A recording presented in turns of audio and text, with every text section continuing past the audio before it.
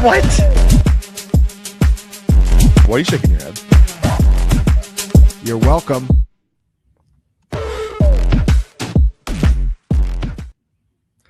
What's going on, guys? Ryan Heath here with Fantasy Points. Tonight we have a special feature for all of you with NFL playoffs coming up. It's an amazing time to start hopping into some of these playoff best ball drafts on Underdog. And I am joined by two of the smartest and best authorities in playoff best ball.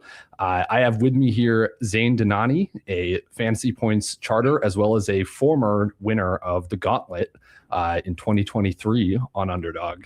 And I have Jacob Sanderson, who you all know from Dynasty Points, but who also, in my opinion, does some of the best content around these playoff best ball contests every single year. So very excited to get into this format with both of them. But yeah, Zane, Jacob, how are you guys doing tonight? Can't complain, man. Happy to be on. Yeah. Yeah. This is the best, like you said, this is the best time to be on. I mean, the playoff setting isn't necessarily fully formulated. Like, we know which teams are generally going to make it. We don't necessarily know where all the teams are going to like end up and who they're going to play. So this is one of the best times to kind of do this and let the ADPs kind of like dictate what we do now before everything's fully set next week. Mm-hmm. Yeah, no, I agree. This is kind of my favorite time to draft as well.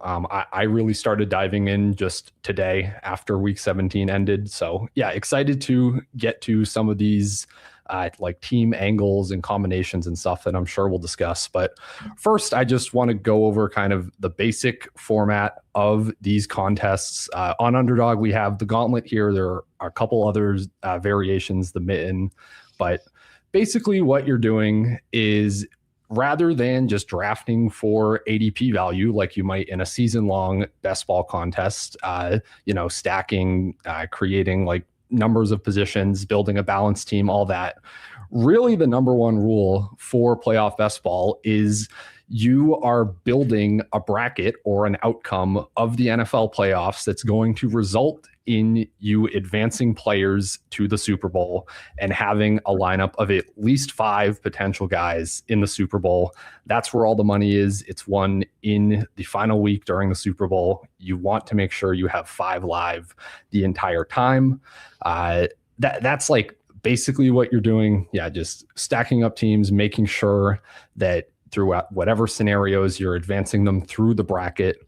But Zane, is there anything you'd want to add to that? Just basic overview or things to keep in mind for people that might be coming from like season-long best ball or that don't have a lot of like experience in the format. Yeah. The other thing I think is important, especially because the rules have kind of changed over the years too. Like this year, the pod structure is different than previous years. So if you did enter last year and maybe you were new to it, like this year, the first round is one out of 6 that advance, which makes it a little bit tougher in certain situations than, especially if you're going through it with bye-week teams, which I think is another thing to mention. Like, you're drafting players that could potentially be not playing in the first round, and you're still trying to set up an optimal Super Bowl contender at the end of the day. So to me, it's just a very tough game when it boils down to that, because you may be picking one bye week team from the AFC or NFC or both, and then trying to optimize a lineup around that, and it gets really challenging. The other thing that I think is important is that a lot of people, when you get to the finals, you're really trying to optimize that Super Bowl lineup, but when you get to the finals, there's going to be a lot of duplicated lineups. So in some ways, you're also trying to think creatively about leverage and how you can kind of differentiate from others. And in a lot of situations, it's just kind of dart throws and flyers, and we'll talk through that a little bit later. Yeah, absolutely. Jacob, anything to add just kind of on basic strategy, things you would want people to know if they're kind of hopping into this for the first time? Yeah, I mean, the most difficult thing to wrap your head around if you're used to doing any sort of other draft on Underdog, seasonal or weekly, is you're always trying to think of what's the best team that I can build, within the construct of ADP. But this is such a weird format in that, going into the final week, even after the first round, like half the players in the pool, and by the final week, like 80% of the players in the pool are just not even going to be active. So you have to kind of really work backwards throughout the draft. So like I'll use an example, for instance. I don't think it's a very likely Super Bowl, but let's just say that the Super Bowl was the Patriots and the Packers. It's like, what's the best possible team you could build in that scenario? Normally, the reason why you don't go ahead and draft guys way ahead of ADP is because if you really like a guy in the third round and you're always taking them in the second round, you could build a better team taking that guy in the third and that guy in the second. But in this world, where it's the Packers and the Patriots, the best team you could probably have for your first 3 picks is Drake May, Trevion Henderson, Josh Jacobs. Obviously, those guys don't have ADPs that go round 1, 2, 3. So, there's a level of reading and reacting from your room, but there's also a level of intentionality that you have to balance of, if you have takes about certain teams, or you just log in one time and you want to build with a certain team, what is the best lineup that is realistically draftable between the Super Bowl that you're planning for or the Super Bowls that you're planning for? And how are you optimizing your draft structure to build for it? There's going to be certain pairings of teams where it might not be required to take, all of their best players because they're so frequently being split up in the early ADP that it's really hard to coalesce. There might be some teams, though, that it's actually very easy to draft all of their best players. And so if they happen to get to the Super Bowl, you probably do need a lot more juice from that team. And so it's really hard to give like universal advice because I think that the way that you construct teams around, trying to think of a good example, but like a Bills Super Bowl, where Josh Allen and James Cook very hard to pair together versus how you would construct like an Eagles Super Bowl where you can pretty much just draft them down the line. It's very, very different. Yeah, 100%. Sorry, go ahead, Zane. Don't want to cut you guys off. No, you're good. I was just going to say, to build on that, like there's in traditional best ball formats, like you're kind of looking at your board and you're like, all right, I know that there's like a swath of like 4 guys that I can take in here just to get like ADP value. And like Jacob said, you can completely flip this on its head. Like if Travis Etienne's going on the round 2 on the opposite side of the board and you're in pick 6, like you can take him at pick 7 and pair him with like Saquon or whatever you want to do, right?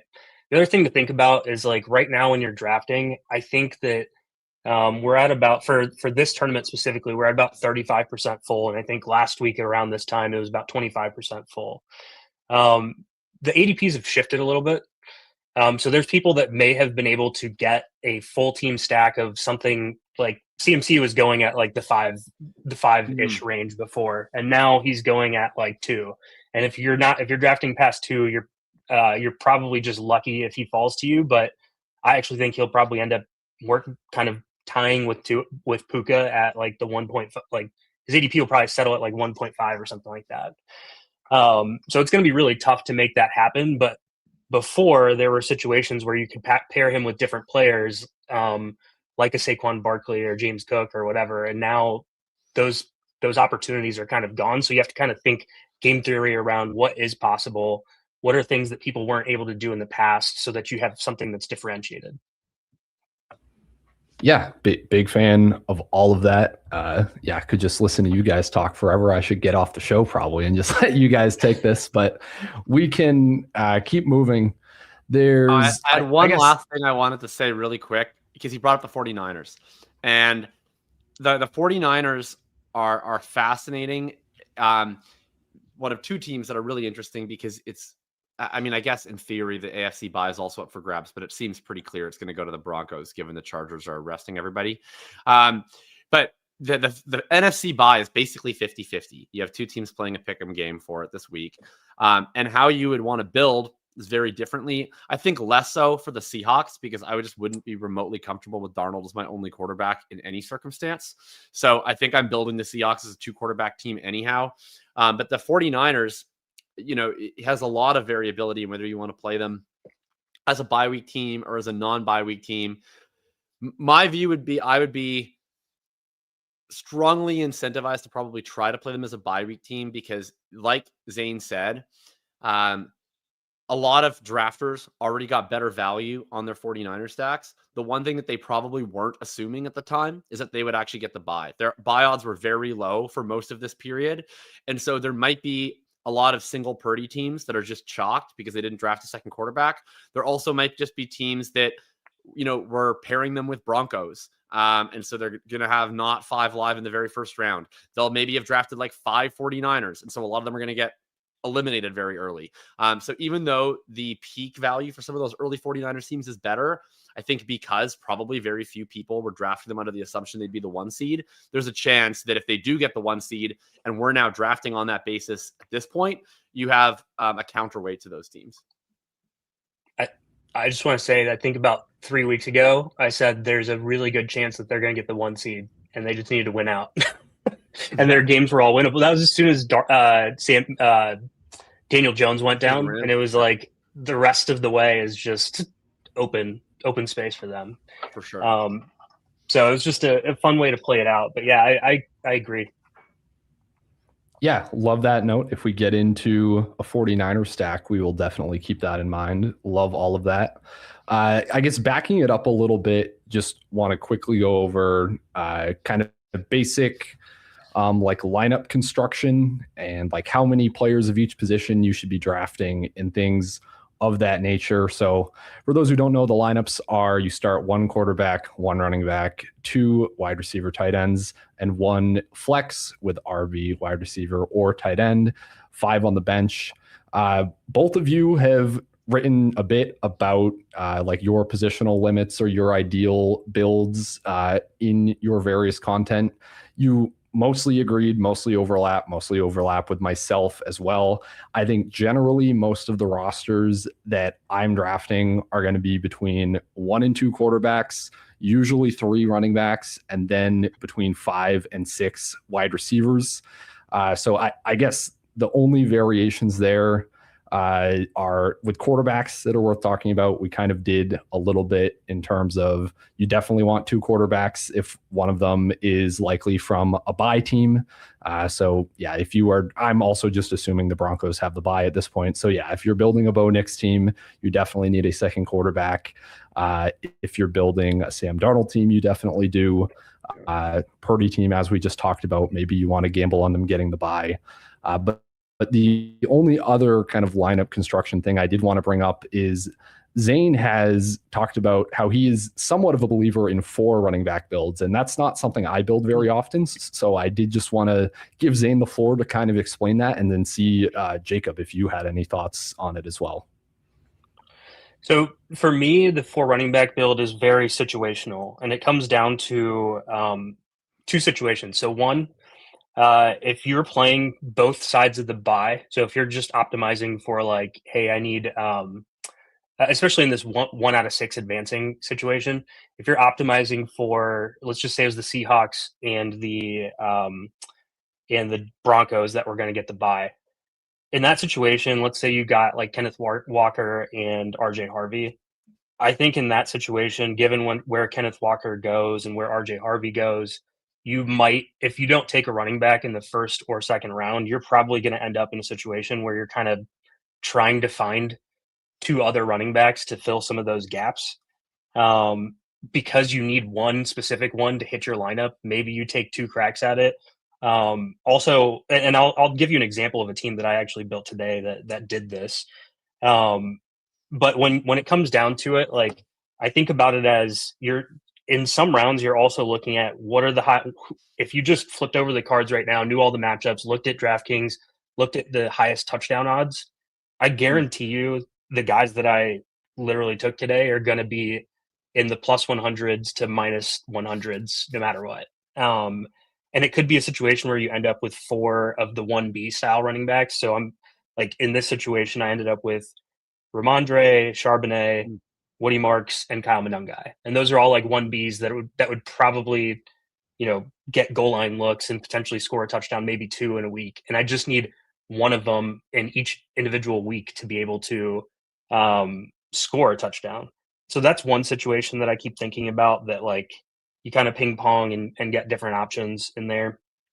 The other one I said already was kind of the RJ Harvey Kenneth Walker situation is similar. Like you might just need in that situation, let's say that in the first round you ended up getting a guy like CMC who's definitely going to hit your lineup, but you also think that the most optimal lineup in round one to make sure that you advance to round two is going to be another running back.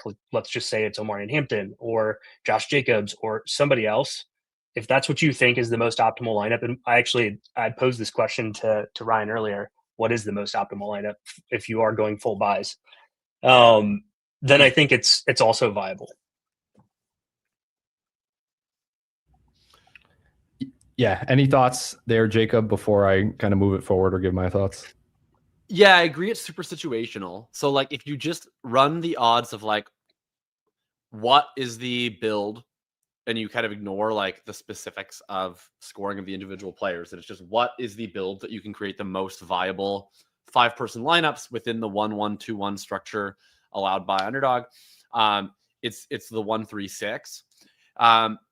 But I definitely can see the reason to do a 1-4-5. Where it gets scary is you just have to be very careful, I think, of the of what story your lineup is telling and where you're putting the wide receivers. So if you're going 1-4-5, you have to be building out your 5 non-running back spots with, I would say, at least 4 of guys that you're clearly playing to get to the Super Bowl. Like you can't just be adding, some like round 1 flotsam into your 5. And then you're getting that scale down going into round 2, round 3, round 4. I think if you're doing like only taking 3 teams or you're only taking 2 teams, you're taking that condensed build. I think it could make a lot of sense. Or if you're doing that 1-4-5 build and there's some early round stuff you want to lock in because you're taking bye week teams, make sure that goes at the running back position, where you have more room to spend.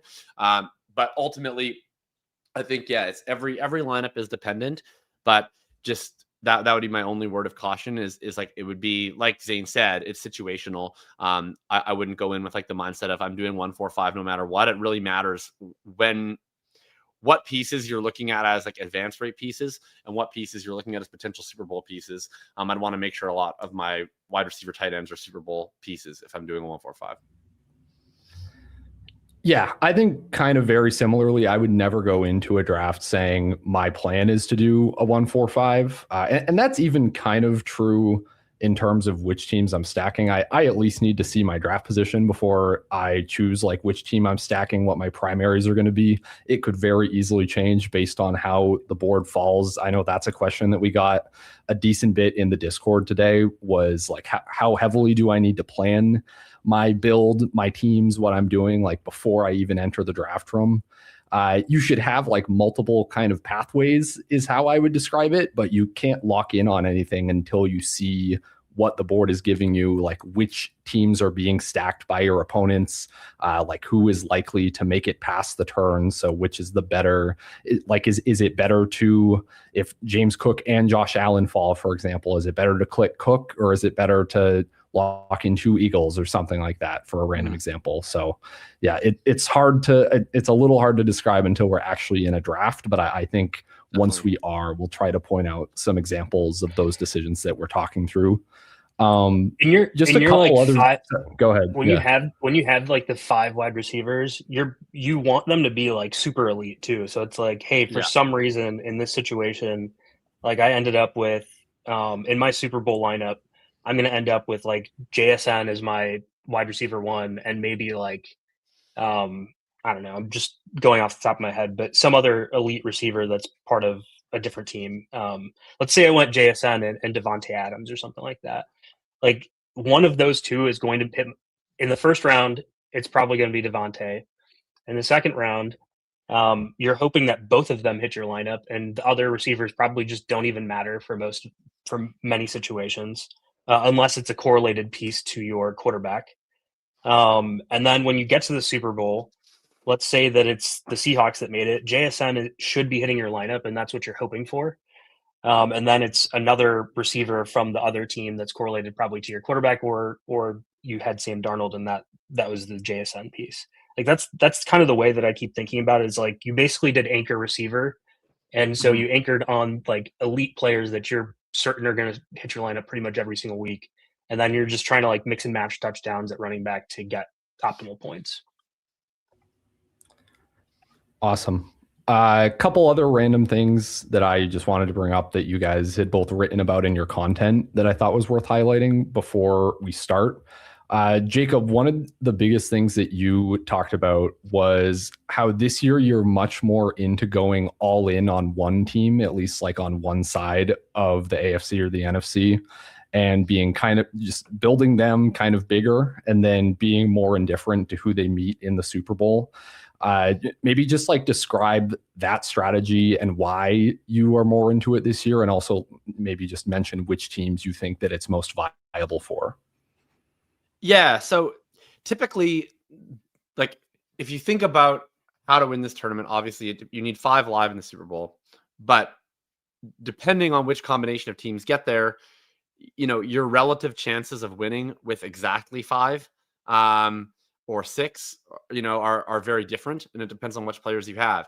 If you're building out a double bye Super Bowl, for instance, and you just somehow get there with any 5 players, you're probably in incredible position, right? Even if it's like a very low projecting lineup, the threshold of what will be required to win, if like let's say that the Seahawks get the bye and you're building a Broncos Seahawks Super Bowl, the threshold of lineup that you will need to win is going to be very low. Like we're talking about 2 offenses that don't have a lot of high scoring pieces, and that are both going to have horrible advance rates in round 1 because they wouldn't be participating. If it's a Rams and Bills Super Bowl, the threshold infinitely higher. Like there will be teams that have all 10 players of Rams and Bills, and they will probably have high advance rates because they score points on offense. And you won't have any bye week issues. So all that being said, one of the reasons why the kind of intuitive way to build, I think, is you think about your Super Bowl lineup really being built off of 2 different teams meeting each other. Or maybe you say, I'm going to pick one as my must-have team, and I'm going to pick 2 options on the other side. They could face either one of those. Is that it's just, if you think of the way that scoring works, it's usually going to be more balanced. It's very rare that like the top 5 scoring players all are from one team and not from the other, especially when we're talking about 2 very good teams meeting in the Super Bowl. Now, there are exceptions to that in that if 2 of the players in the game, like James Cook and Saquon Barkley, for instance, if they happen to go both in the first round of a draft, you can't have a team with both. So it just matters which one outscores the other. All that being said, basically the reason why I'm more into it this year is that in previous seasons, what we've generally seen is like there's a couple of teams that everyone's really excited to draft, and they have like 4 or 5 players all going in the first 2 rounds, and you can only get a couple of them together. And then every other team is clearly a step down. This is, I think, the most wide open year we've ever had from just a who can get to the Super Bowl perspective. I think the ADP reflects that. It's way flatter than it usually is this year. And so because of that, I'm compelled to sort of build some of these. I'll take 5, 6 players from one team and then just kind of whoever from the other team, because we actually have teams this year that I think have very reasonable paths to the Super Bowl because there aren't these super teams who you can just draft all of. My favorite team to do this with is for sure the Eagles. You can just go and run them down and basically take all of the 5 viable Eagles sometimes in literally the same lineup. And then the bet is just, well, I'm going to have a non-bye week team that's really condensed on offense. I'm going to have pretty reasonable odds of getting through the early rounds. And then if they get there, like, who knows how many other teams are there. If they get there against a bye week team in the Broncos, how many teams with a ton of Broncos have been eliminated? Probably a lot. Like I'll take my chances that my Eagles stack can win out. You can also pick teams like the Bills. Like I mentioned, if Barkley just outscores Cook, it's going to be really hard for those teams to get in. If Barkley and Hurts outscore both of Cook and Allen individually, and you can just take very late Bills or add them to the team. Similar with the Patriots. They have a bunch of late guys who could be the highest scoring in a given week who you can just tack on. And if you happen to get the right one, you're fine. So that's been something I've been employing with a few teams, but specifically the Eagles especially. Yeah, I was thinking the same, that it would, in my situation for those like onslaughts are probably Seahawks and Eagles or Broncos. Like those are the teams that I think just like lower point scoring in general that you could really do a full onslaught, and then like you said, like the buffet line of like just mixing and matching players at the end. Like if it was the Seahawks and Bills, let's just say that we got like a game that was very similar to this week 17 game that was Bills versus Eagles. It was so low scoring. Like we don't know what is required to hit the lineup. It could end up being that Tyrell Shavers caught like a like 3 passes for 30 yards, and that's good enough. Like sometimes that can hit the lineup, and that's okay. So you're basically saying like, all right, I just took like 5 Seahawks players, they got the bye, so then I'm doing like optimal lineup with other random mix and match pieces. One of which was a Bills player. I took Tyrell Shavers for some reason. He hit in the first round, and I advanced. Great, good for me. And the mix and match of every single other player that I ended up doing for that made me advance through the playoffs, and that's how I ended up getting there. It's very very possible. Yeah, and my next sort of question for you, Zane, that kind of leads into it, just because you talk about it so much, which is when you are building like a primary team, it's adding like those tertiary pieces that can act as leverage. So if you are going for the Bills, you brought up Tyrell Shavers, so we'll use him as the example. Like if you make it to a Super Bowl with a team that is going to have a strong advance rate, like the Bills would be an example, likely because they're playing throughout the playoffs. They're generally, at least Josh Allen and James Cook are generally high scoring. It becomes very important to also add on an onslaught, these tertiary pieces to give yourself a leg up in the actual Super Bowl against the field of other teams that have advanced with the main pieces. So Zane, what are kind of your favorite like leverage pieces to like tack on to these Super Bowl bets? Essentially, Kyle Juszczyk, I know, was your favorite back when you won, even though we didn't hit the lineup. But that's the guy that you always talk about as so close. Example. He was so close that year. He actually started the game by catching like a 20-yard pass, and I was losing my absolute mind. And then I think they threw him a ball in the end zone. He didn't catch it, but. The way that I think about this is like, and this is where to be a company man, like the fantasy points data suite gives you so much information that you can use to understand like who plays in these high leverage situations, who's getting on the field in general. One thing that I was looking at before this was like who from the different teams is in when the team is near the goal line, right? So just like which tight ends are on the field, different things like that. A guy that's like not getting drafted. So literally looking at week 17, a guy that's not really getting drafted right now for the Bills is Dawson Knox. And he was for all of their, for the entire season, he's the third highest route runner for any sort of like goal line situation on their team. And like, again, if we think about Super Bowl matchups, if there's a game that's low scoring and all it takes is a touchdown, having Dawson Knox is huge leverage. I think that people will probably end up drafting him in general.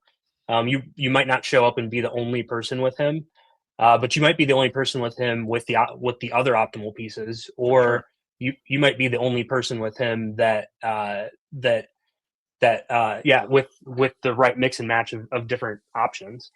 The Bills have so many. It's Tyrell Shavers is another one. Brandon Cooks is another one that you could throw into lineups. I tweeted the other day about the Jaguars, and I like when I do the data charting and stuff too. Like I really make notes on like this guy is in a lot in like the red zone for some reason. For the Jags, there's 2 guys. So everybody's started to take Parker Washington. He's moving up. Brenton Strange has an ADP of like 59.7 or something like that. So he's going to be on rosters too. People are just kind of ruling out Bashal Tutin right now. And he was very, very real in his goal line role earlier in the year. So I still think that he's viable because he could score a touchdown. And I mean, all of us were best ball bros this year who like drafted a ton of him probably. So we still have that love for him. Another one for me is Tim Patrick, a guy that I literally saw this week that had a lot of not a ton of routes, but he was in on a lot of plays that were near the red zone. And big-bodied guy that I think they could just have out there and catch a touchdown as well. I could go down the list and just like look at teams and tell you right now there's another guy that's not really getting drafted from the Broncos because everyone forgot that he's in concussion protocol right now. But Pat Bryant was basically their starting wide receiver for a while, and he's not being drafted. If you like the Packers, which now it looked better a couple weeks ago, but now it's not as good. Luke Musgrave was basically playing like all the tight end snaps now, and he's like a 0 ADP. And even 2 weeks ago, he had like a 0 ADP. So I it's just going to say like there's opportunities on the board to build like leverage pieces. The year that I won, I took Jusic, and that was just I think in the entire contest of like I think 90,000 entrants, I was the only person that took him. But you're just looking at guys that are constantly on the field, and it might not be route share, it could just be snap share, but these teams do crazy things in these Super Bowl moments that always stand out in our head, where it's like, why did they do a reverse to this guy and he happened to score, or this guy leaked out on this play and he scored the touchdown? So there's opportunities on the board, and for me it's more like you already built the guys that are going to advance your team. So what you're really looking to do is in the last round or 2 rounds, take multiple of those like kind of like dart throw flyer type of guys. Efton Chisholm is another one, by the way. I just wanted to mention him, especially with things on the Patriots being a little bit squirrely with the Diggs situation, Mac Hollins being on IR. He actually ran more routes than Demario Douglas this week, so that was interesting to me when I was doing some research for this. I think that there's a number of opportunities for players that might just be on the field more often than you'd expect. Yeah, I love all of that. Huge agree. I mean, that's really your opportunity to get leverage on the field where it's only that bottom group of players that are not the ones that are getting drafted every time.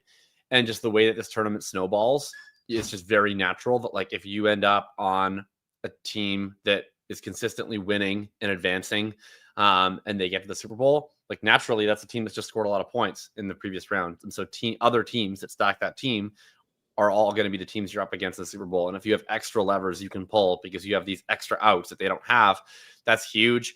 I'll note my favorite teams to go like deep down the list for on these types of guys. And I think it's viable with any team really, but it would be the teams that have very fantasy friendly offenses and won't have buys, because those are especially the teams where if X team gets to the Super Bowl, how high is the threshold to win?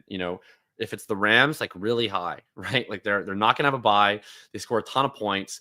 Their top guys are very fantasy friendly.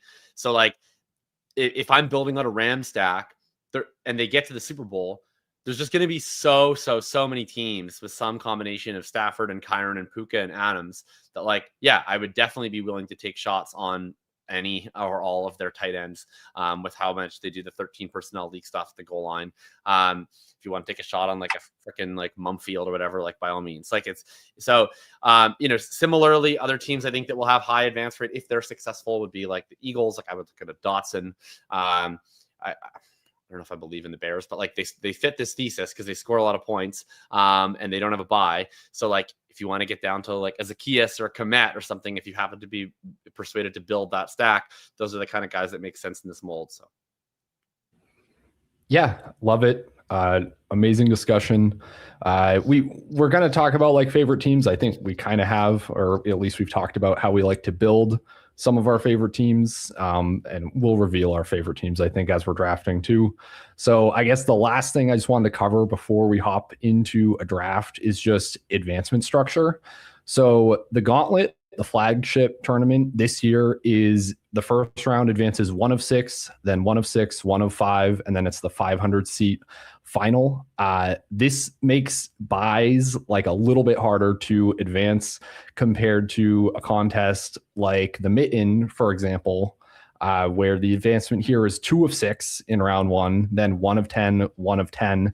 That makes buy teams a little bit more attractive just because it's going to be easier to advance out of round 1, relatively harder to advance in later rounds. Just something to keep in mind based on which contest you're playing. I was hopping in some mittens earlier today to kind of prepare for the stream and get myself back in the groove of drafting playoff best ball, but we are going to run a few gauntlets tonight, or however many we can fit in really before Dynasty Points starts. So yeah, let's, I guess without further ado, just hop into a draft here. While we're waiting, we did get a couple of other questions from Fantasy Point subscribers in Discord that I wanted to pose to you guys. The first one being from Mikey Likes It. And he basically was asking, from the perspective of someone that is not like super experienced, is probably not going to be maxing contests and stuff, like a weekend warrior type of drafter, what is the best platform to play playoff best ball on? So personally, I have only ever played on Underdog. I know that FFPC and DraftKings have semi-similar contests. I didn't know if you guys have experience on the other sites or opinions on what might be easier for somebody to jump into. But yeah, if either of you have a take there, would love to know. I've drafted on a lot of different sites, and I've actually done pretty well in the FFPC playoff challenge too. I would definitely not hit the FFPC streets if I were just like a newbie and trying to like jump into this.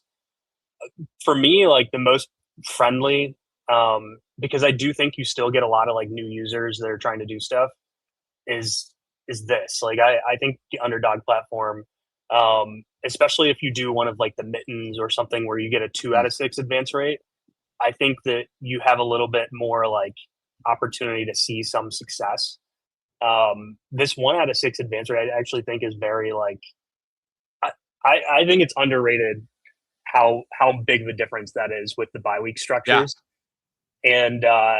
And I've thought about it a lot, and I really think that, you know, a new person may come in and say, hey, I want to just go with the 2 favorite teams that are going to make the Super Bowl. And it makes it really challenging to make an optimal lineup. So I'd probably stick with like the mitten if I was coming in hot and new, or something like that. Real quick, you guys want Puka or CMC here at 102? I would probably take Puka, but CMC is more interesting strategically. Okay. Sounds good. Yeah, personally, I like CMC. I think just the 49ers, as you said, strategically, we'll get to talk through it, but just an easier path to the Super Bowl for the 49ers, at least potentially. So I kind of prefer CMC, but yeah, as Zane said, I do think their ADPs will probably end up basically the same by the close of the contest. One thing, because it just happened yesterday. If the Rams beat the Cardinals, do they get the 5, or do they need, or are they locked into the 6? What's the 5 versus 6? I got so this. The Rams, go for it. You're good. I was thinking about this yesterday and actually like mistweeted something. But if the Rams win and the 49ers win, then the Rams are the 6th seed. The Rams win. The Rams win and the Seahawks win. The Rams are the 5 seed and the 49ers. Exactly. Yeah. So the 49ers can only be 1 or 6. The Seahawks can only be 1 or 5. And the Rams can get. Sorry, the 49ers can still get 5 if the Rams lose. Yeah, but they're not going to lose to the Cardinals. Yeah. even if they don't play their starters, I don't think they're going to lose to the Cardinals. To be honest, the Cardinals are so bad. So my instinct here is to start up a Jaguars stack on the other side of this. Are you guys cool with that, or other things you want to think about? I mean, I probably like the Patriots a lot more than I like the Jaguars. Yeah, me too. I'm fine with that. Well, so Drake May got drafted, so I wanted to do. Yeah, but if we have had a quarterback available, that's fine. I just figured if we had Purdy, we'd be. Yeah, I felt the same way. Do you guys? I just don't really believe in the Jags like at all. But that's not like a playoff best ball structure take. Like that's what's so interesting with this contest. Like you're layering like you can make very plus EV Jags teams. I think you can make plus EV any teams because there's a lot of people that are just drafting completely dead teams in every one of these lobbies. But like as a preference, like I don't know. I really struggle with the Jaguars. Like I struggle with the teams where it's like, one, I don't think that they have. Well, let's do our pick here. This has got to be a Kittle pick, right? Yeah, I think. I think it's Kittle. Yep. I really struggle with the Jags because I think their defense is super mid, and I think that they're. I mean, people know I love Lawrence more than most people, but like I still think that their offense is largely driven by coaching, and I don't really trust those offenses in playoff formats nearly as much as like I trust like an actual elite quarterback. So I don't know. That's why I've been pretty soft on the Jags. But so one interesting thing, I was doing some research the other day because I was so curious, and I was looking at like a way of evaluating defenses in a very, I would call it a different way than most people probably do. So I was looking at like EPA per play on situations where teams are playing against like quote unquote good teams, basically playoff teams, taking out turnovers. Because I think like, you know, to me, like the Bears just create a lot of turnovers. Their defense is trash. Like that's kind of how things have been working out. We're back up on the clock, eh? Yeah. Yeah. I mean, it's probably. I actually lean Juwan Jennings here, but okay, that'd be fine with me. I think. Yeah, I'm fine with that. And yeah, then, if at any point there's guys you want me to queue, let me know. I'll queue guys if you don't say anything. But yeah, you guys can drive this. I think the reason why I do that is because for me, the Jags, if you don't get Jacoby Myers, this guy takes him. Like I think that the Jags have so many guys that could hit lineups. Like it's such a mixed bag that I think we take Purdy over Jacoby anyway, but maybe not. I mean, we need Purdy and well, I guess because we need one of Purdy or Lawrence minimum, or the team is dead. We probably get one of them to come back around, but we also probably want a second quarterback with Purdy regardless. Can we look at the board? Does anybody else have? No, nobody else has any San Fran players. That's the reason why I kind of think about like pushing Purdy. Yeah. Okay. Sorry, it's hard to do the board plus everything on screen, but yeah. Okay. So we're pushing Purdy. Everybody else. Okay, sorry, because everybody else has a quarterback too, and they have nothing. So let's do Jacoby. All right. My preferred Jags receivers are actually Jacoby and Parker Washington. I know that BTJ has a higher ADP. No, I don't give a fuck about BTJ. Yeah. I would rank them like if I was just ranking them completely in a vacuum, I would be Jacoby 1, and then like I think the other 3 are basically a toss up. But like I might even be Parker, Thomas, Strange. But the elevation in Thomas's ADP relative to Strange and Washington just means I would be way more interested in Strange and Washington. There's a couple situations where that happens where I'm like the Broncos receivers, I feel kind of similarly. Right. Like when Troy Franklin gets enough playing time, he's better than Courtland Sutton to me in fantasy. Yeah, there's this really weird thing where it's like I think doesn't play for blocking related reasons. So it's like whenever if he's forced to get a bunch of routes, he's like the best of the bunch. But also I really like Pat Bryant because I'm not sure that they actually want to give Franklin that many routes. But anyway. Yeah. Okay, I think we got to do one of the quarterbacks. Yeah. If not both. I'm fine with taking Purdy here. I don't know if you want to set up like a secondary team. Like we're going to be at 4 Niners. So we're right now at 4-2. So this is where I kind of look at like which other teams do you like that could have, a situation that lines up here. And we have Jags. They're more than likely going to play New England in the second round. I don't 100% care about that as much, but so who are they more likely to play in the first round? Chargers or Texans? Is it? No, it's Chargers, Buffalo. Right? It's Buffalo now? Oh, right. Yeah. The Chargers are going to lose. They don't give a shit. Yeah. So they're in a situation pretty where they're probably unlikely that Buffalo. they play Chargers. Okay. So to me, if you wanted to set up a secondary, you could here. And like I was looking at like Woody Marks as an option. Did he get taken? Oh, fuck, he just got taken. Yeah, Marks and Ladd just went, which is kind of rough and makes this hard. So we're looking in terms of like pieces that project okay. We're looking at like Swift, Stevenson, but I think we can just draft Trevor here, and That's I think fine. that's fine because there's not like another obvious option. Okay, so if season ended today, it would be Jags versus Chargers, but that would require all three of the teams, I guess, doing the same thing. So here we go. So it would be because Texans are very likely to play Texans are currently the 5. They get Indy. I assume they want to stay the 5, so they'll probably win. Chargers are currently the 6. They plan to rest everybody, and the Bills play the Jets. So I guess the most likely scenario then is Chargers lose. They drop to 7. Bills go up to 6. Texans up 5. Okay. Yeah. Yes.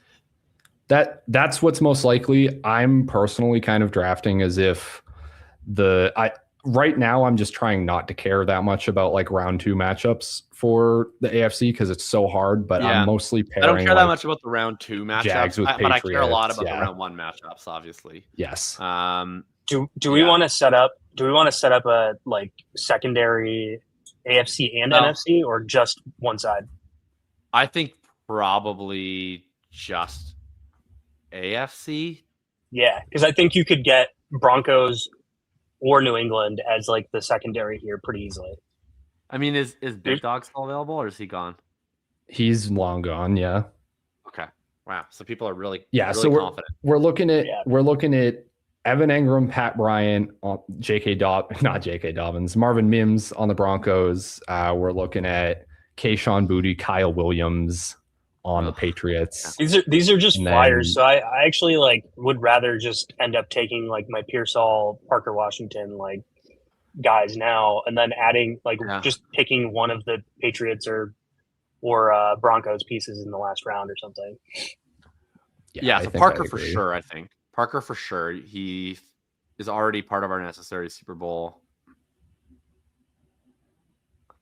So you're comfortable going Pearsall and putting. Then we only have 5 players for round 1 if the 49ers get the bye? It's a really good question. Because for me, with the 1 out of 6, it's going to be hard. I'm probably out on 49ers is my preference. I don't know if there's like a right answer, but that's just I feel the same way. So then if it was the mitten, I would probably take Pearsall. Yeah. So you think a New England piece is probably the right way to go? It's probably Boutte or yeah. I mean, it could be a whoever piece. I mean, it would be basically like at this point, it would be whatever AFC player, not Bryant because he might not even play in the wild card round. So like, yeah, I think a New England. Yeah, I think Patriots is probably the way to go. Yeah, which would be Boutte for me. Yeah.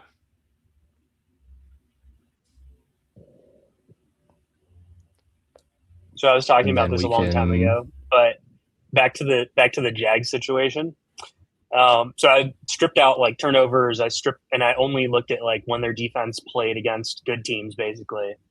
Yeah. And somehow the Jags defense is in that situation against good opponents without like including turnovers. Their defense is like a top like 7 unit, which I did not expect. I thought they would still be pretty low because I thought taking out turnovers would force them down the rankings, kind of like the Bears would be down and all that kind of stuff. Yeah, right. All the Devin Lloyd plays. Yeah. So it actually forced them up, which I thought was really interesting, and made me surprised that I actually, based off of stuff like that, I actually thought like maybe they do have a shot that I'm just like not really giving them enough credit on defense. Concerned about how much that reduces the sample size, though. Like I know you're gaining a better quality of opponent, but like, does it concern you that you're narrowing? Because if I had to think of why it's so good, do you remember like the Jags played Purdy, the game that he came back too soon and like was horrible? Yeah, I remember. I just wonder how much that game is driving things, where it's like you have a baseline from the 49ers that is elite, and then there was the game where he was just clearly not healthy. He played like awful, and then he had to miss like another month. I wonder if that would be driving the results in a way that I don't know is predictive of how they would look versus the current 49ers offense? So I right, thought about we're that on the too. clock. All our Patriots are gone except Demario Douglas, I guess. I think I want a running There's back. two in we could go deeper on. Charbonnet just got sniped. I thought he'd be nice because he's like either Manunga a is buy not a or bad not, pick. which would have worked. AFC running back. Jalen Warren No. is like, No, I don't even think they're no, making it. not doing so- that. We don't I'd even be know if he's Tootin' going to make it. Manunga. I'd be Tootin' Manunga. Yeah, I think let's go Manungai. Give us a little extra potential advance rate in round 1. So yeah, that's the team.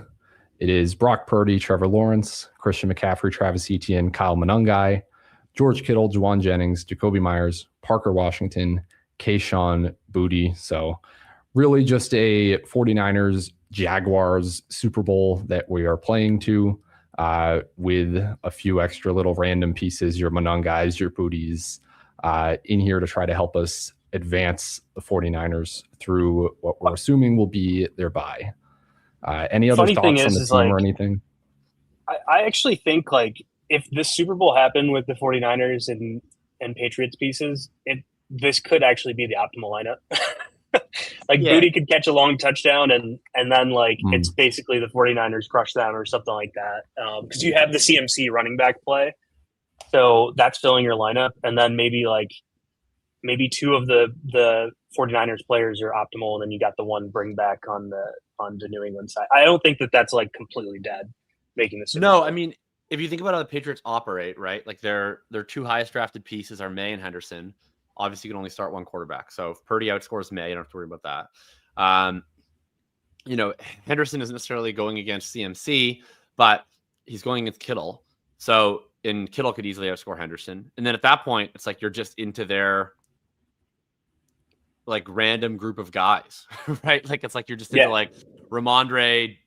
I mean, Diggs is kind of up and down. I think Diggs actually, like, they've been ramping him up. I think he's actually really, I think he's going to project better in the playoff stuff than he has for most of the season. But regardless of that, I agree with you on like there's certain teams like the Pats and like the Bills where so much of their passing game is just like by committee that if you happen to outscore their quarterback and their top running back, and obviously Henderson's way more fragile than Cook in that respect, with your own guys that you drafted in those rounds instead, like it's so easy to envision them not being a major part of the 5 that happened in the Super Bowl, or it could just be fucking anybody. Because like it's so by committee in terms of how they handle with the pass catchers.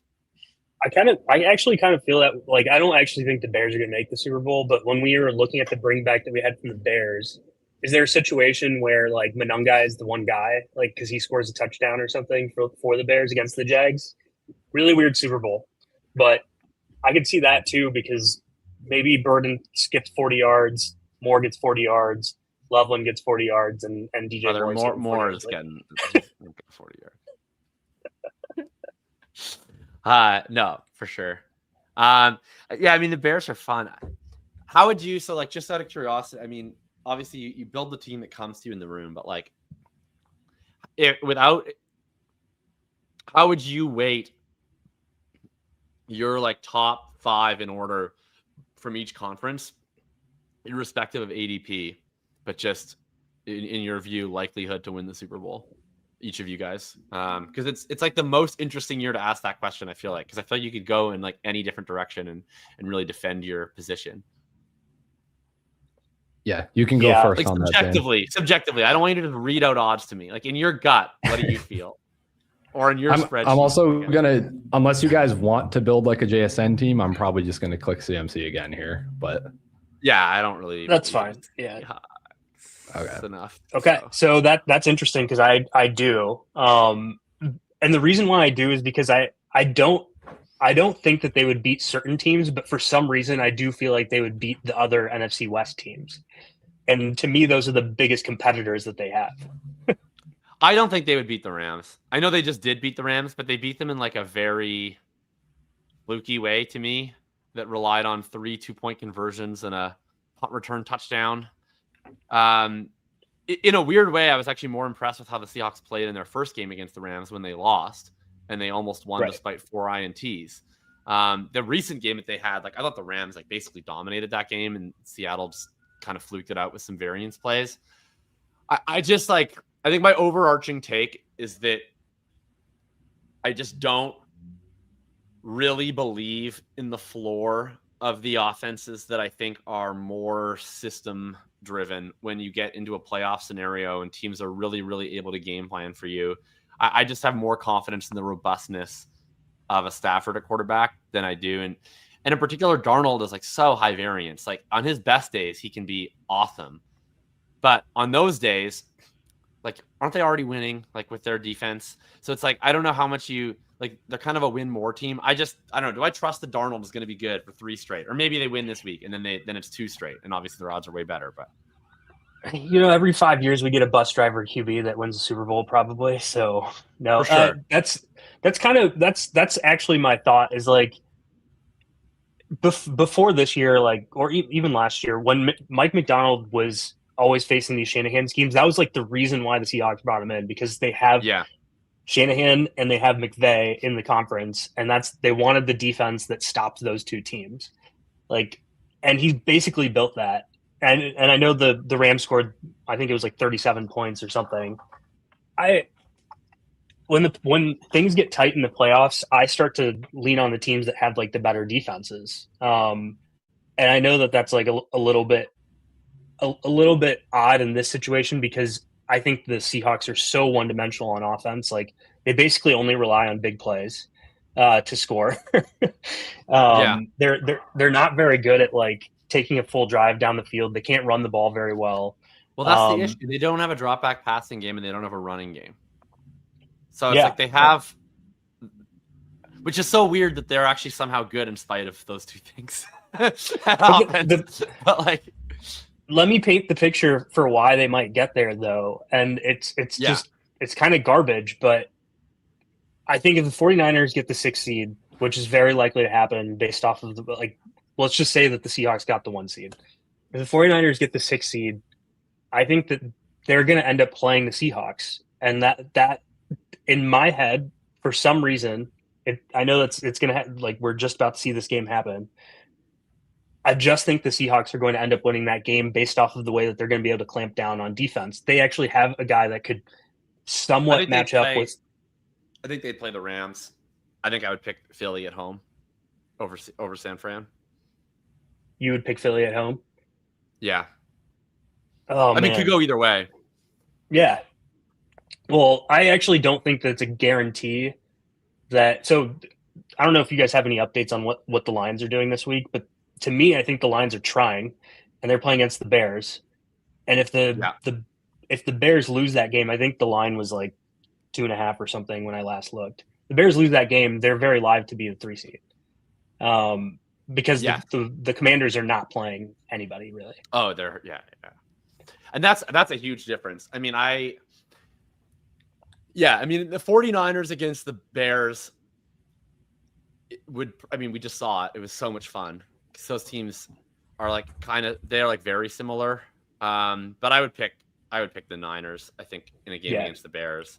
I don't think I would pick the Niners at Philly, because to me, like, the one thing with Philly is like, man, like, I don't really trust Hurts, but like that 49ers defense is so fucking bad. I think Philly would be able to do what they want to do on offense, and I trust their defense a lot. Do you think it's worse than the Bears defense? I mean, we just saw it, right? Like, it was basically the exact same. I think the 49ers defense is probably the worst defense in the playoffs. Okay. I think but I think they have the best offense in the playoffs. I think they're 1A and 1B.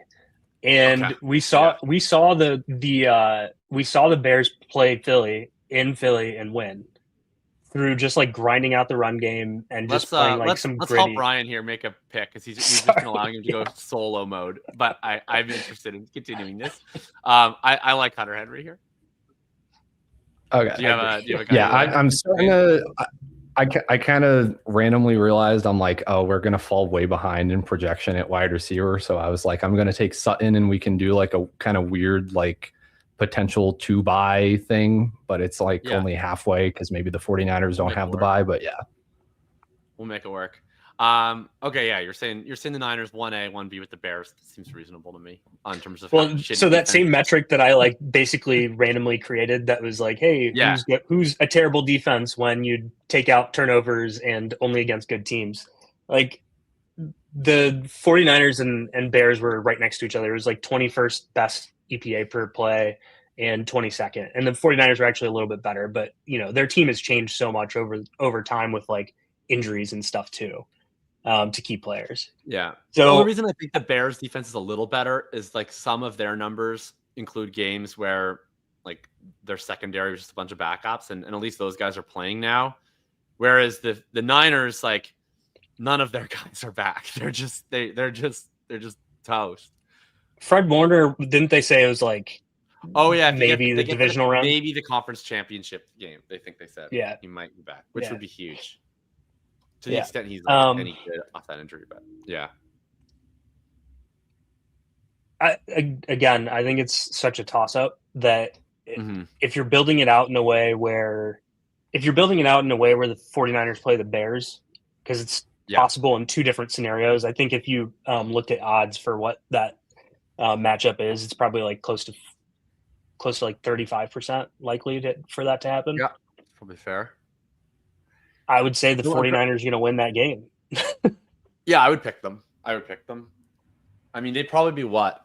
At Chicago, they'd be what? Like, what was the line for the game we just had in San Fran? It was San Fran -3.5. So at Chicago, but in a playoff game, Caleb's first start, I would say it's what? It's going to be like San Fran -2. Yeah.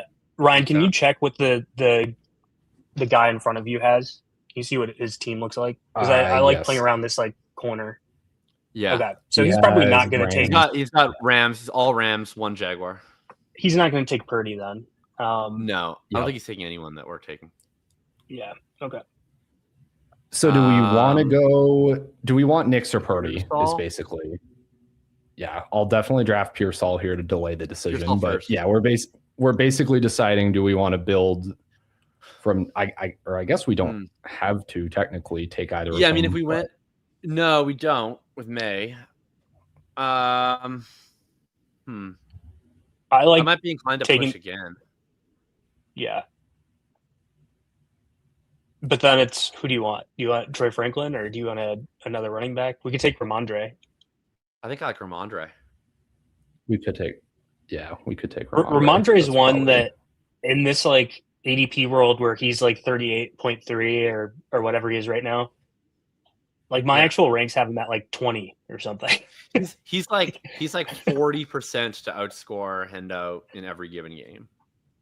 Yeah, that was kind of what I was talking about earlier when you do like the 4 running back builds, but you like ignore it early and you end up with like Charbonnet and Ramondre and Monungai and like some of these other kind of like 1Bs.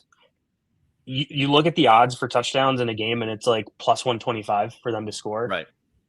So like I have no problem like stacking up a couple of those and maybe they ping pong back and forth over the couple weeks. You're probably losing points to a CMC team, but if you have like Devontae Adams on the other side, they're not like or Puka or something. They're not going to be able to match you in wide receiver points. Yeah. All right. So I think we probably go Knicks or. I don't know. I think you want your QBs coming from the same conference. That creates like more combinations, right? I'm trying to work through if I ever want a second one. I think it makes sense to get a second one in this situation because we're like technically aligning ourselves to the Broncos being another team that we could align with. You know what? We may as well go Knicks because otherwise the Sutton pick is dumb because otherwise we're just playing the Broncos to play round 2 and round 3 and not be there in round 1 or round 4. And that feels thin. So I feel like we may as well get value out of the Sutton pick and play them as a possible Super Bowl team. I'm a little worried about our receiver room and receiver points that we have. That's pretty fair Yeah, to be me worried. too. Yeah.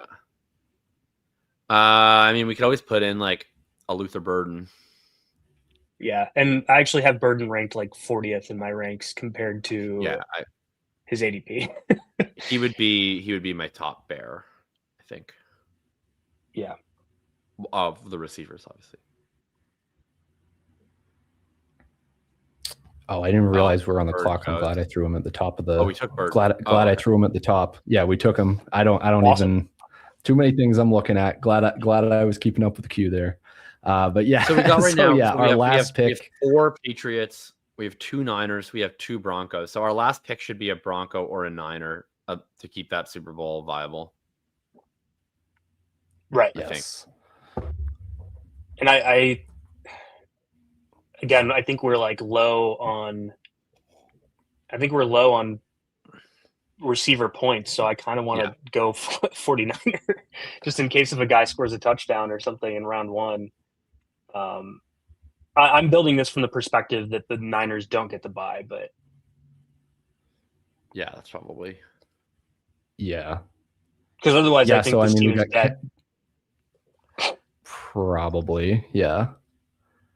I mean, we got Kendrick Bourne or Demarcus Robinson or Jake Tonjes, essentially. Yeah, and I had this debate earlier today, and I went with Demarcus Robinson. Yeah, their route share last week. Their route share is roughly the same. It's like 20% or something. But I just think that Bourne is just a Pearsall handcuff, basically. Yeah. Okay, we can go Robinson. Yeah, I mean, Bourne is a Pearsall handcuff. Tonjes is a Kittle handcuff.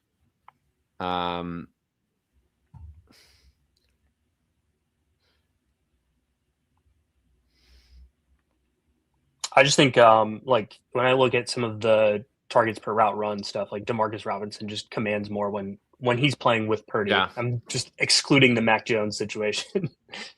Yeah, that seems fair. All right, I'm good with that. All right. None of you guys, we had a lot of great chats, but neither of you guys neither of you guys answered my question. If you had to go 1, 2, 3 in each conference, how would you rank it? Just likelihood to make it in your sure. In your gut. So I'll go NFC. I just mean I want you to tell. I don't want you to just list off the athletic odds or whatever else. Yeah. In my head, I'm going. In my head, I'm going with the Seahawks number 1. Okay. And this is like roughly this is going to match roughly what the odds say anyway. But Seahawks number 1, the Rams number 2, and the Eagles number 3. And then what about the AFC? All right. In the AFC, I'm going with the Broncos number 1, the Patriots number 2, so it's not that sexy. And then I actually go with the Jags above the Bills. Okay. So it is 1, 2, 3. I would go. I feel like you can argue this so many ways, Ryan. I want to be spicy, but I'd go. Those NFC. are the teams that I like. I think I'll be spicier. Yeah. I'll go NFC. I feel like Rams should just be 1. Like it sucks because they have to win multiple road games, but I just feel like they're the best team, so they're 1 for me. Then probably the Eagles, just because they have the easiest path. Like they guaranteed play the Bears in round 2 if they get past their wild card opponent. And then probably the 49ers. 49ers Seahawks would be close for me. And then AFC, in my gut, I actually feel like the Patriots can do it. So I'll put them at number 1, which is surprising for me to have Patriots optimism. I'd put the Bills at number 2 and then probably the Broncos at number 3. NFC is like very hard for me to gauge because it's so dependent on how things shake out with the NFC West teams this week. Like whoever is the 6 just like fundamentally can't, I think, be in the top 3 odds because that's just obviously a way worse path than either having the bye or playing your first game against the NFC South champion.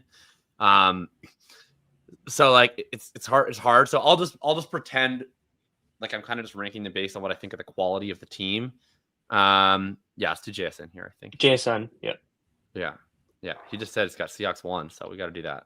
I'll go Rams 1 under the assumption they wind up the 5. I would definitely change my mind if they're the 6, but and then I think I would go Eagles 2 and 49ers 3. But obviously, if the Seahawks win this week, I'd probably put them at 2 or 3.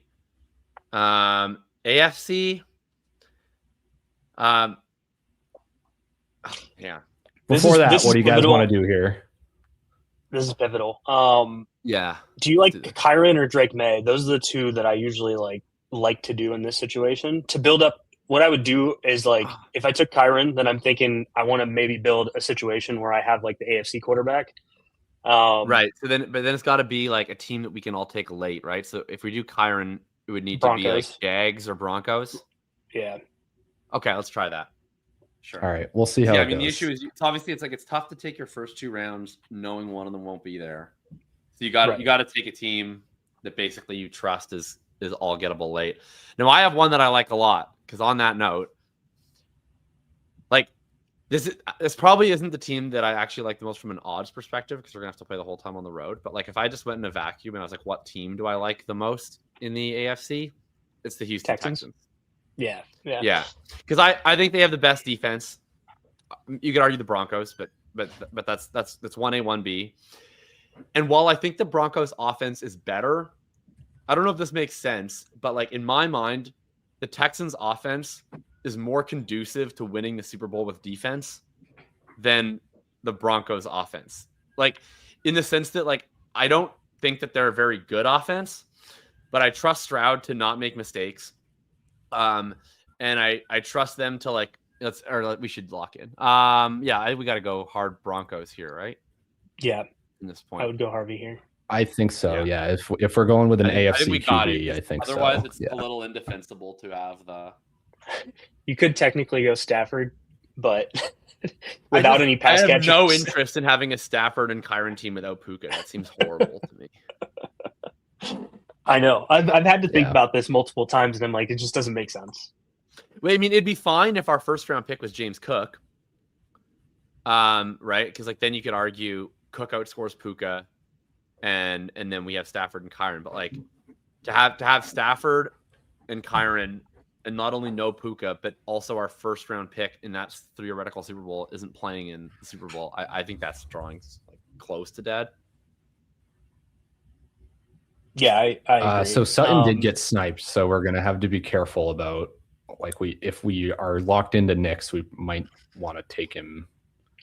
Before the next time we come. Doesn't back have around. to be on this pick, but by our next pick. Yeah. God, that stinks.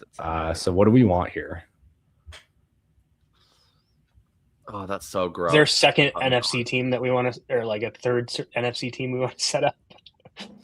You could Juwan Jennings or something. Third NFC team. You could do the Ram or the Packers, but I mean, what about a second AFC? Packers team? and Rams can't play each other. Yeah, we could do Jags. Okay, I don't think I'll it's throw dead without Jacoby Etienne. Myers up. Yeah, I don't think it's dead without Etienne either. I mean, we can take because we can take their entire throw. pass. Yeah. Anyway, so I think I like the Texans a lot, and then I'm so mixed on everyone else. The team I'm most conflicted about is just the Bills because I think that team sucks, actively sucks. But I also trust Josh Allen more than anything else in the playoffs by a lot, and I just don't know what to do with that team. I also think if they're I think losing last week is potentially helpful because I thought the Ravens would be an awful draw for them in round 1 just based on how bad their defense is with explosive rush rate. But if their current path, it looks like they're going to be the 6, right? So that means you probably get the Jags. I'm not that afraid of the Jags on the ground. You win. probably get the Broncos. Really not afraid of the Broncos on the ground. And then if you win that, you might get the Patriots. I'm not really. I mean, Henderson was obviously explosive, but like avoiding. To me, their kryptonite is teams that can just gash you explosively on the ground, and I think they're going to avoid that entirely. Yeah, So I was thinking Nick's got sniped off, so I think we need to go Trevor to make sure the team's not dead, right? Yeah. Agreed. All right, we're going for a Denver Jags AFC Championship game. So we got to get. Can you put Sharbs and Tootin in the queue, because we got to get one of them on this team? Yep, he's there already.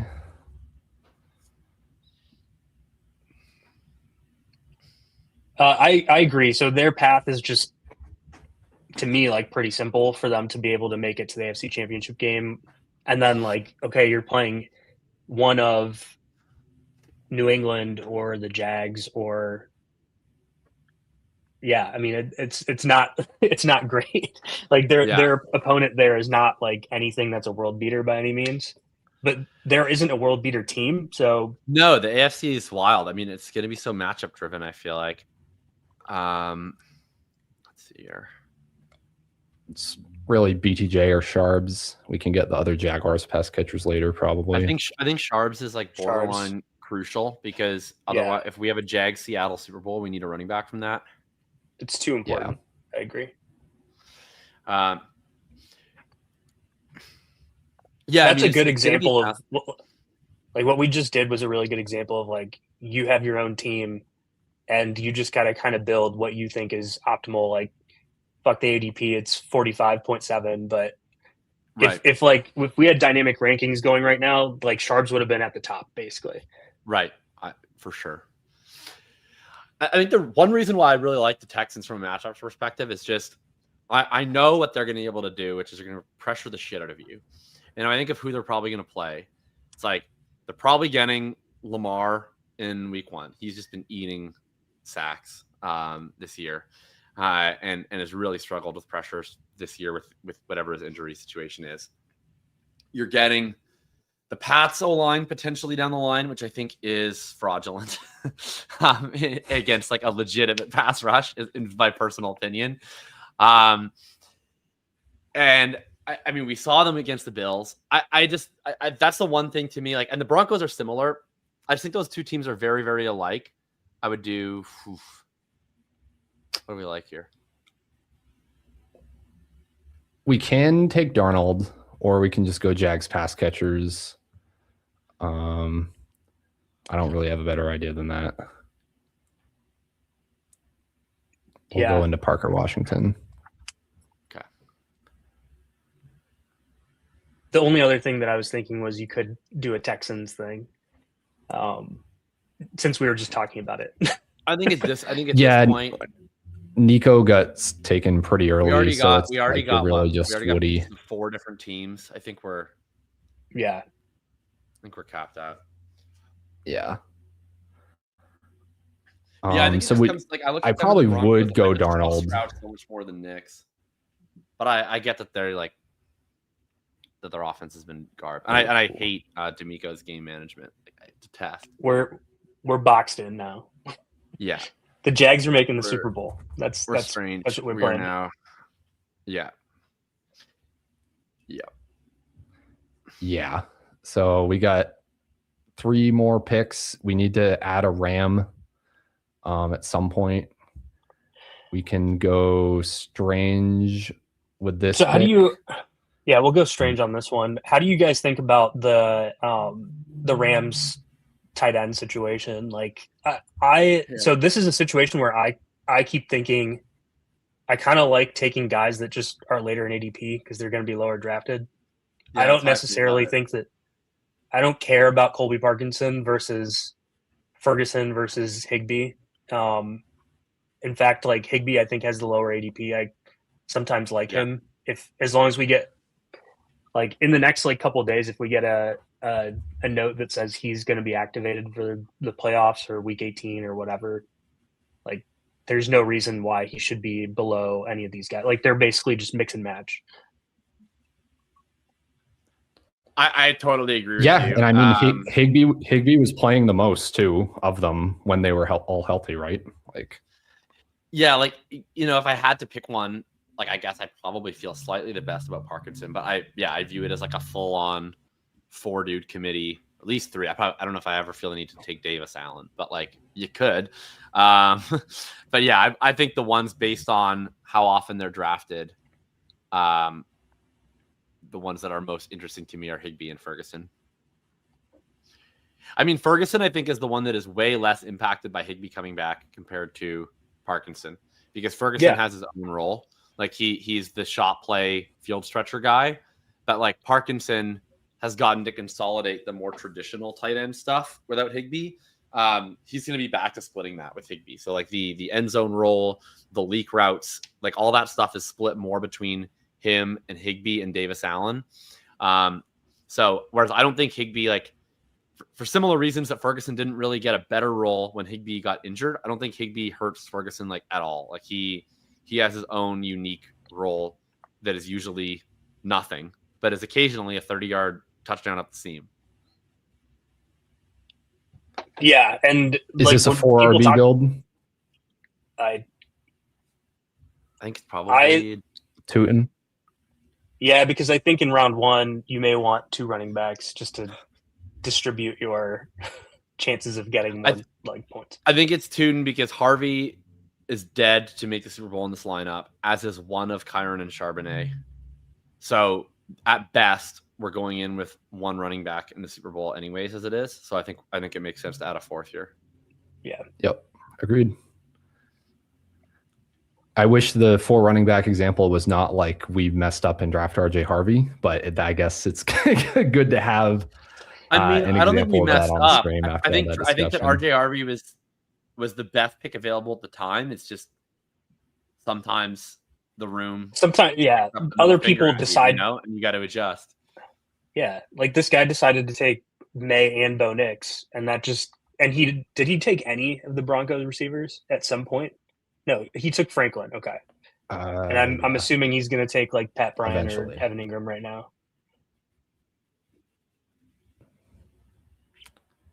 Yeah, no, definitely were a few picks like that and Sutton just immediately going after we took Harvey too was kind of tilting. That was like well above ADP. Like that's something you can line up a lot more often.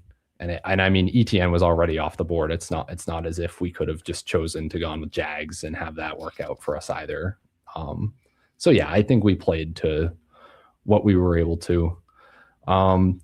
That's gonna do it. We got dynasty points on tap right here in 5 minutes from now. Jacob and I will be back on, but thank you so much to both of you, Jacob, Zane, for coming on and talking playoff best ball. It was a lot of fun, a lot of really good discussion that I got to listen to in my ears as I was stressing over who to draft. So I really appreciate that. Hopefully everybody else found it informative as well. And yeah, for Zane, for Jacob, thanks guys, and good luck in your drafts this week and into the NFL playoffs. Have a good one. What? Why are you shaking your head? You're welcome.